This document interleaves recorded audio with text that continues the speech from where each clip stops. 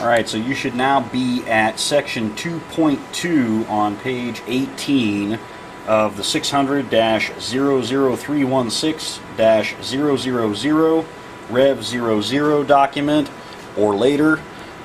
And this is the spot where we're going to remove the GNS and install the IFD.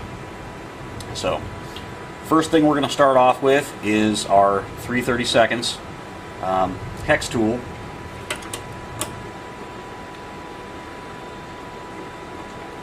And it should be kind of snug at first, but you should feel it loosen up. But that doesn't mean it's out. As you continue to turn this counterclockwise, you're going to feel what almost is going to feel like the unit's sliding through a channel, because that's exactly what it's doing. And your 530 is out. Now, while you have your 530 out, one of the big things you're going to want to do is take a flashlight and look back in here and make sure that there are no bent pins on any of these connectors. If you see a bent pin or have a pin that's bent, you need to stop right there and get an avionics tech to go take a look at this, because they're probably going to need to replace that pin.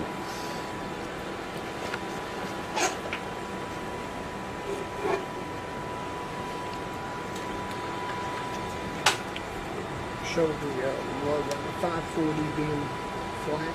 Right. No. Okay, so now we have our IFD 540. If you look at the bottom here, you see how the lug is flush up against the, I don't know, back part of the unit, I guess you could call it. This should be the part that's going to the forward edge of the airplane. This is the part that's actually going to meet into the connectors. As you can see, we've got our connectors on the back. The other thing we want to take a good hard look at is right here on this side of the unit. We've got dip switch settings. If you reference your installation documents, you will see that these dip switch settings are different between a number 1 and a number 2 unit. In this scenario, we're going to install it as a number 1 unit, so this is fine. All 3 dip switches are up. It should be the first dip switch in the down position and the second 2 dip switches in the up position if this were going to be a number 2 unit. But this is going to be a number 1, so we're good to go with all 3 straight up. Now,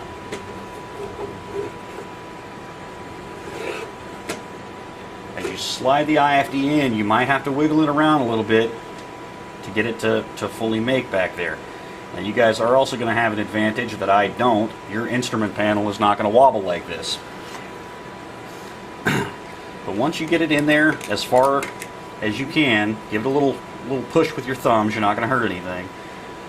Don't get too crazy, but give it a little shove. Make sure it's nice and tight. One of the things I always like to do is just put a little bit of front pressure on it as I'm turning the jack screw. And what this helps you do is it kind of helps you feel if the unit is hung up, if you're getting into some pins and this thing becomes too tight to turn, tighter than it should, it might be an indication you need to stop right there where you're at, pull it back out and take a look. And you'll see as I'm just applying just a little bit of pressure with every turn, and it's going in nice and smooth, no problems. And once you're there, you're there. The next thing you're going to want to do is power the unit on and make sure that it powers up like it should. Aside from that, you're ready to move on to the next part of your install. So good luck, and don't forget to give us a call in tech support.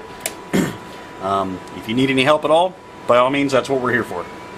Thanks.